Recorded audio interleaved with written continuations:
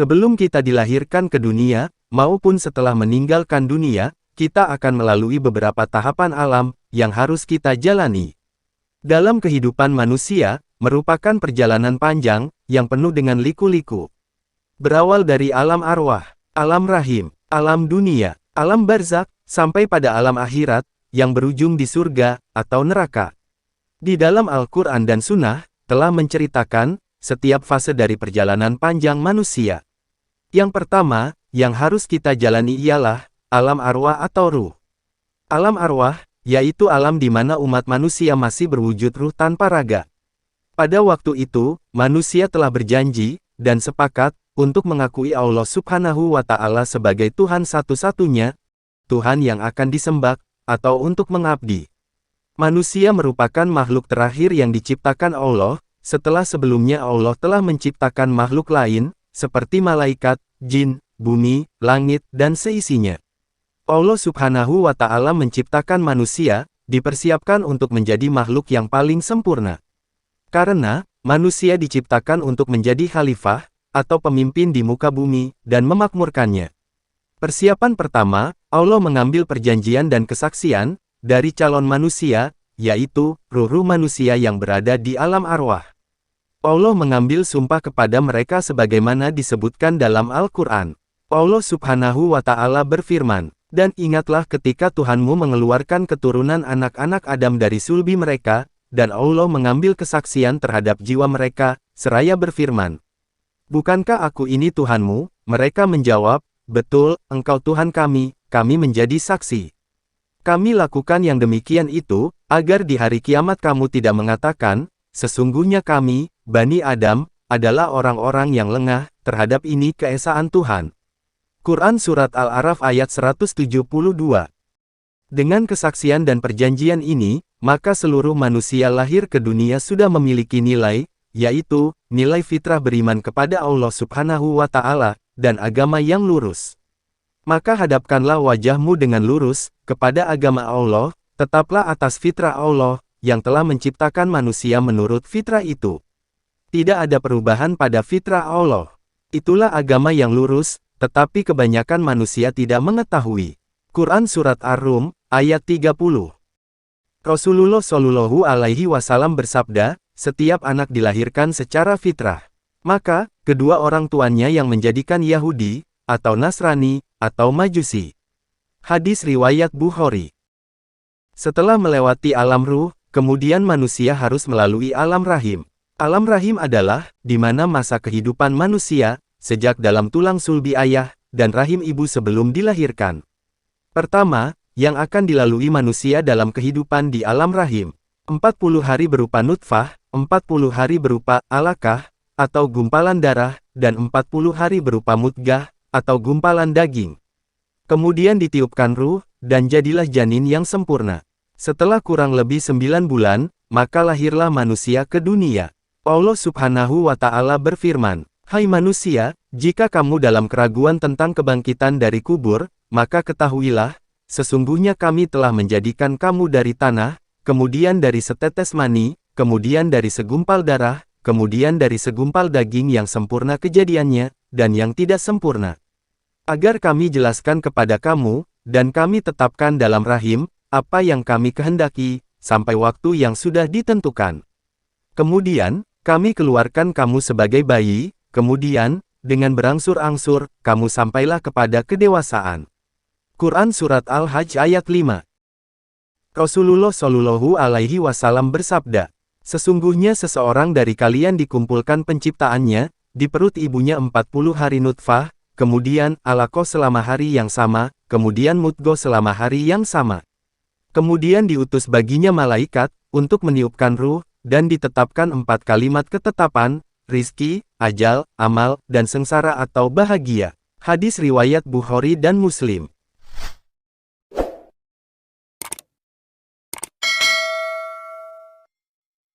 Seluruh manusia di dunia apapun kondisinya, diingatkan tentang awal kejadiannya, yang berasal dari sesuatu yang hina, lalu, bagaimana kita akan bangga, dan sombong, dengan kondisi harta yang kita miliki, setelah mencapai 6 bulan sampai 9 bulan, dan persyaratan hidup sudah lengkap, seperti indera, akal, dan juga hati. Maka lahirlah manusia ke dunia, dalam keadaan telanjang, dan tidak memiliki apapun. Setelah sekitar 9 bulan lamanya di alam rahim, kemudian manusia menjalani alam dunia, yaitu alam yang ketiga.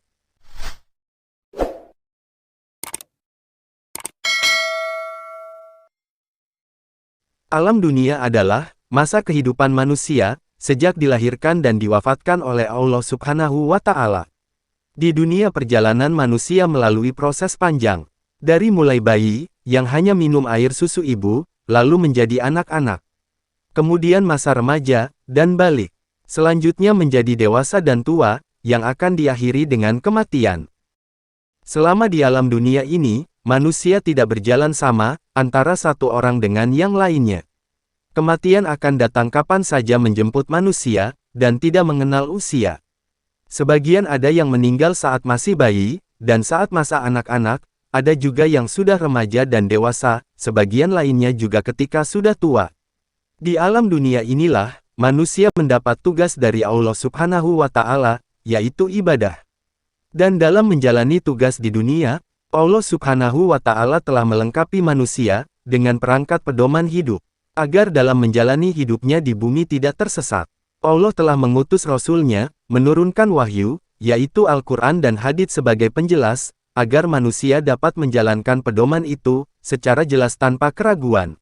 Namun, banyak yang menolak dan ingkar terhadap pedoman hidup tersebut. Banyak manusia lebih mementingkan hawa nafsunya, ketimbang menjadikan Al-Quran sebagai petunjuk hidup, akhirnya mereka sesat, dan menyesatkan. Orang-orang yang beriman adalah, orang-orang yang senantiasa sadar, bahwa hidupnya adalah untuk beribadah dan amal solih. Kehidupan di dunia yang sementara ini, harusnya kita tidak menyia-nyiakannya untuk hal yang sepele, apalagi perbuatan yang dibenci Allah dan yang haram.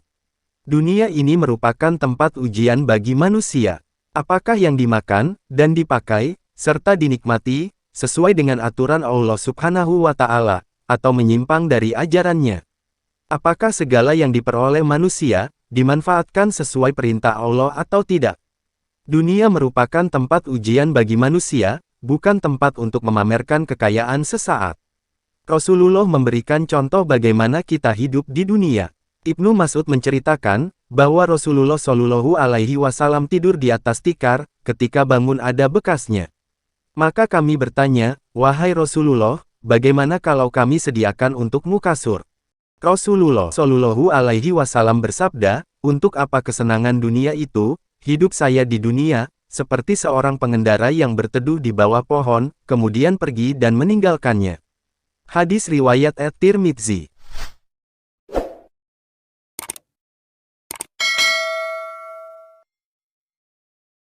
Perjalanan hidup di dunia akan berakhir dengan kematian. Semuanya akan mati, mereka akan meninggalkan segala sesuatu yang telah dimilikinya. Semuanya yang telah dimilikinya, tidak akan berguna, kecuali amal salihnya, berupa sedekah yang mengalir, ilmu yang bermanfaat, dan anak yang solih. Kematian akan memisahkan manusia dengan kelezatan, dan gemerlapnya kehidupan dunia. Kematian bukanlah akhir kesudahan manusia. Bukan pula tempat istirahat yang panjang. Tetapi, kematian adalah akhir dari kehidupannya di dunia. Bagi orang beriman, kematian merupakan salah satu fase dalam kehidupan yang panjang. Batas akhir dari kehidupan dunia yang sementara, melelahkan, dan juga menyusahkan, untuk menuju akhirat yang kekal, menyenangkan, serta membahagiakan. Di surga penuh dengan kenikmatan yang belum pernah dilihat oleh mata, didengar oleh telinga, dan belum terlintas oleh pikiran manusia.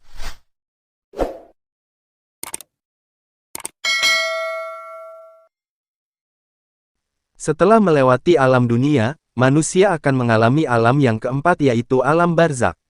Alam barzakh adalah suatu alam yang terdapat di antara dunia dan akhirat, yang pada saat itu, ruh manusia yang sudah meninggal berada di alam tersebut. Di sana mereka tinggal sendiri. Yang akan menemaninya adalah amal mereka sendiri. Manusia sudah akan mengetahui nasibnya, ketika mereka berada di alam barzakh. Jika seseorang menjadi penghuni surga, maka dibukakan baginya pintu surga setiap pagi dan sore, dan hawa surga akan mereka rasakan. Seorang mukmin yang akan meninggal dunia, disambut ceria oleh malaikat dengan membawa kafan surga. Kemudian datang malaikat maut duduk di atas kepalanya, dan memerintahkan ruh yang baik untuk keluar dari jasadnya. Selanjutnya disambut oleh malaikat, dan ditempatkan di kain kafan surga, dan diangkat ke langit. Penduduk langit dari kalangan malaikat menyambutnya, sampai di langit terakhir bertemu Allah, dan memerintahkan pada malaikat, catatlah kitab hambaku ke dalam Iliyin, dan kembalikan ke dunia. Maka dikembalikan lagi ruh itu ke jasadnya, dan datanglah dua malaikat yang bertanya, siap Tuhanmu, apa agamamu, siapa lelaki yang diutus kepadamu, siapa yang mengajarimu. Hamba yang beriman itu dapat menjawab dengan baik. Maka kemudian diberi alas dari surga, mendapat kenikmatan di kubur, dengan selalu dibukakan baginya pintu surga. Dilapangkan kuburnya, dan mendapat teman, pakaian dan aroma yang baik, lelaki itu adalah amal perbuatannya. Hadis riwayat Imam Ahmad.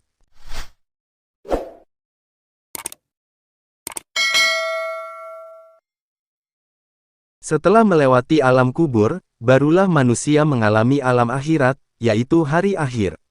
Alam akhirat adalah alam setelah kebangkitan manusia dari kuburnya, untuk mendapatkan balasan. Di mana jasad dan ruh digabungkan kembali. Di alam inilah keabadian menyertai, yakni surga dan neraka. Kehidupan di akhirat, didahului dengan terjadinya kiamat. Peristiwa setelah kiamat adalah mahsyar, di mana seluruh manusia, dari mulai Nabi Adam alaihi salam, sampai manusia terakhir dikumpulkan dalam satu tempat. Di sana manusia dikumpulkan dalam keadaan tidak beralas kaki dan telanjang. Saat itu matahari sangat dekat jaraknya, sehingga mengalirlah keringat dari tubuh manusia sesuai dengan amalnya. Bahkan sampai ada yang tenggelam karena keringatnya. Dalam kondisi yang berat ini, manusia berbondong-bondong mendatangi para nabi, untuk meminta pertolongan dari kesulitan itu.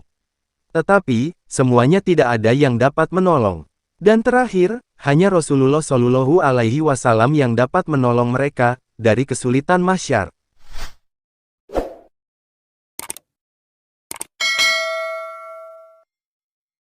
Peristiwa berikutnya adalah hisab, perhitungan amal, dan mizan, timbangan amal bagi manusia. Ada yang mendapatkan proses hisab dengan cara susah, karena dilakukan dengan sangat teliti. Sebagian yang lain mendapatkan hisab yang mudah. Sebagian kecil dari orang beriman bebas hisab. Manusia akan diberikan pertanyaan di hari hisab, tentang kehidupannya. Rasulullah Shallallahu Alaihi Wasallam bersabda, tidak akan melangkah kaki anak Adam di hari kiamat, sehingga ditanya 5 hal di sisi Allah, tentang umurnya untuk apa dihabiskan, tentang masa mudanya untuk apa digunakan, tentang hartanya dari mana mencarinya, dan kemana menginfakannya, dan apa yang diamalkan dari ilmunya. Hadis riwayat At-Tirmidzi. Di masa ini dilakukan proses qisas, orang yang dizalimi, mengqisas orang yang menzalimi. Kejadian selanjutnya, manusia harus melalui sirat, yaitu sebuah jembatan yang sangat tipis, dan mengerikan, karena di bawahnya neraka jahanam. Semua manusia akan melewati jembatan ini, dari mulai yang awal sampai akhir. Sirat ini lebih tipis dari rambut, lebih tajam dari pedang. Kemampuan manusia melewati jembatan itu, sesuai dengan amalnya di dunia. Ada yang lewat dengan cepat seperti kecepatan kilat. Ada yang lewat seperti kecepatan angin, ada yang lewat seperti kecepatan burung, tetapi banyak juga yang berjalan merangkak. Bahkan ada juga yang jatuh ke dalam neraka. Bagi orang-orang yang beriman, akan minum telaga Rasulullah Shallallahu Alaihi Wasallam, yang disebut Al-Kautsar. Rasulullah Shallallahu Alaihi Wasallam bersabda, telagaku sejauh perjalanan sebulan. Ujung-ujungnya sama, airnya lebih putih daripada perak, aromanya lebih wangi daripada kasturi, dan mangkuk-mangkuknya seperti jumlah bintang-bintang langit. Barang siapa yang minum darinya, maka tidak akan kehausan selamanya. Hadis riwayat Bukhari dan Muslim.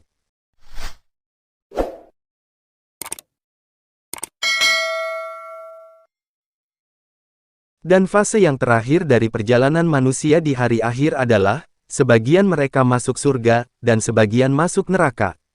Surga tempat orang-orang bertakwa, dan neraka tempat orang-orang kafir. Kedua tempat tersebut sekarang sudah ada dan disediakan. Bahkan, surga sudah rindu pada penghuninya, untuk siap menyambut dengan sebaik-baiknya. Al-Quran dan Sunnah telah menceritakan surga dan neraka. Orang-orang kafir, dan orang-orang musyrik, jika meninggal dunia tidak bertobat, maka tempatnya adalah neraka. Neraka yang penuh dengan siksaan. Sedangkan orang-orang beriman akan mendapatkan surga, yang kenikmatannya tidak bisa dibayangkan oleh manusia. Puncak dari semua kenikmatan di surga adalah melihat Sang Pencipta, yaitu Allah Subhanahu wa Ta'ala yang Maha Indah, Maha Sempurna, dan Maha Perkasa. Sebagaimana manusia dapat melihat bulan secara serentak, begitu juga manusia akan memandang Allah secara serentak. Allah akan memasukkan hambanya ke dalam surga dengan rahmatnya, dan surga adalah puncak dari rahmatnya. Disebutkan dalam hadis sahih, sesungguhnya Allah Ta'ala memiliki 100 rahmat. Diturunkan ke dunia, 1 rahmat untuk jin, manusia, dan binatang. Dengan itu, mereka saling simpati dan kasih sayang. Dengan 1 rahmat itu pula binatang buas menyayangi anaknya. Dan Allah Subhanahu wa Ta'ala menyimpan 99 rahmat bagi hambanya di hari kiamat. Muttafaq alaih, dalam hadis Bukhari dan Muslim, dari Abu Hurairah radhiyallahu anhu.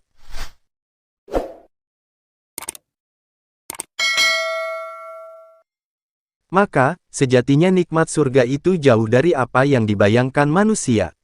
Rasulullah Shallallahu Alaihi Wasallam bersabda, Allah Subhanahu wa Ta'ala berfirman, Aku telah menyiapkan untuk hamba-hambaku yang saleh, sesuatu yang belum pernah dilihat mata, belum pernah didengar telinga, dan tidak pernah terlintas di benak manusia, untuk hamba-hambaku yang saleh. Hadis riwayat Muslim. Oleh karena itu, kita sebagai manusia harus menjalankan segala yang diperintah Allah, dan menjauhi segala yang dilarang oleh Allah Subhanahu wa Ta'ala. Sebagaimana yang sudah dijelaskan dalam Al-Quran dan hadits, agar kelak nanti, kita dipersatukan oleh Rasulullah Shallallahu Alaihi Wasallam di surganya Allah Subhanahu wa Ta'ala. Wallahu alam bishawab.